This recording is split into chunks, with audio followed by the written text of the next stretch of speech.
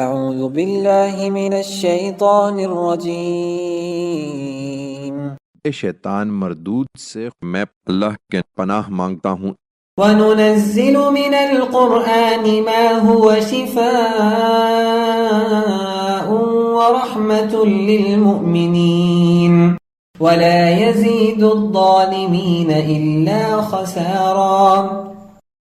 ہم اس قرآن میں وہ کچھ نازل کر رہے ہیں جو ماننے والوں کے لیے شفا اور رحمت ہے، مگر ان ظالموں کے لیے یہ ان کے خسارے ہی میں اضافہ کر رہا ہے۔ وَإِذَا أَنْعَمْنَا عَلَى الْإِنسَانِ أَعْرَضَ وَنَأَىٰ بِجَانِبِهِ وَإِذَا مَسَّهُ الشَّرُّ كَانَ يَئُوسًا۔ انسان کا معاملہ یہ ہے کہ جب ہم اس کو نعمت عطا کرتے ہیں تو وہ اعراض کرتا اور پہلو بدل لیتا ہے، اور جب اس کو مصیبت پہنچتی ہے تو بالکل مایوس ہو جاتا ہے۔